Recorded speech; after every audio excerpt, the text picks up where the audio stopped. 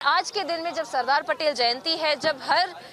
पूरे भारत के जो सारे लीडर्स हैं हर जगह पे कहीं ना कहीं ये बयान जरूर दे रहे हैं, सरदार पटेल को याद कर रहे हैं। और उन्होंने जरूर कहा है प्रधानमंत्री ने कि गुजरात के जो थे सरदार पटेल, उन्हीं का जो उनको जो रिस्पेक्ट मिलनी चाहिए थी, शुरू से जो उनको रिस्पेक्ट मिलना चाहिए था, वो कहीं ना कहीं किसी भी पार्टी ने उनको इतना रिस्पेक्ट नहीं दिया है। और जो स्टैचू ऑफ यूनिटी उन्होंने बनवाई है, वो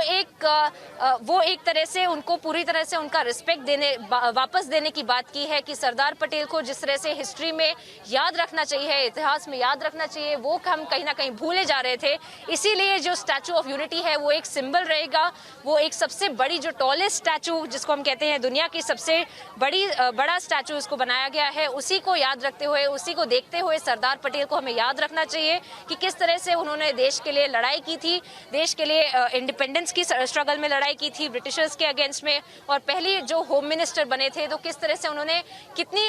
जो एडवांटेजेस चीजें हैं कंट्री के हित में, जो भारत के हित में जो चीजें उन्होंने कही थी, उनको याद रखना चाहिए। और उसी को याद रखते हुए, उसी कंटेक्स्ट में जब उन्होंने कहा कि पुलवामा वाली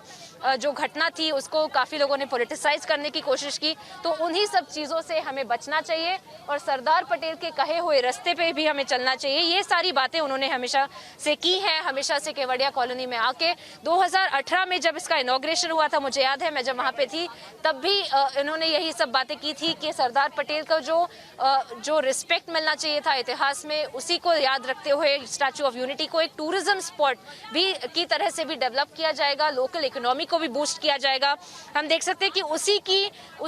चीज को झलकते हुए सारे जो प्रोजेक्ट्स है उसमें भी हमें दिखाई देता है प्रधानमंत्री का विजन, जिसमें वो बात करते हैं कि लोकल ट्राइबल पॉपुलेशन को भी इनको इनकम जनरेशन होनी चाहिए। तो इसलिए स्टे एट होम प्रोजेक्ट्स वगैरह भी उन्होंने लॉन्च किए हुए हैं। और उन्होंने कहा है कि जो भी अगर टूरिस्ट वहां पर जाते हैं और वहां पे रुकते हैं तो जो ट्राइबल्स के हाथ का बना हुआ खाना भी खा सकते हैं, उनको भी किसी ना किसी तरह से उनकी भी इनकम जनरेट होगी। और जो एकता मॉल उन्होंने एक और जो लॉन्च किया है, एक और जो इनॉग्रेट किया है प्रोजेक्ट, एकता मॉल में भी काफी सारे ट्राइबल्स के भी जो प्रोडक्ट्स हैं जो वो बनाते हैं, हैंडमेड प्रोडक्ट्स हैं, उन सब की भी बिक्री की जाएगी, जिससे कि उनको भी कुछ ना कुछ लोकल इकोनॉमी को भी बूस्ट मिले। उसी सब चीजों को याद रखते हुए हम देख रहे हैं कि ये 2 दिन जो प्रधानमंत्री ने गुजारे हैं केवड़िया में, उन्होंने काफी सारा मुआयना लिया है पूरे केवड़िया कॉलोनी का, पूरे प्रोजेक्ट्स का, देखा है कि क्या क्या प्रोजेक्ट्स अभी तक लॉन्च हो चुके हैं, क्या क्या अभी और करना बाकी है। क्योंकि काफी सारी, मैं आपको बात बता दूं कि स्टेट गवर्नमेंट की तरफ से भी एक स्पेशल स्टेटस देने की भी बात की जा रही थी केवड़िया कॉलोनी में, क्योंकि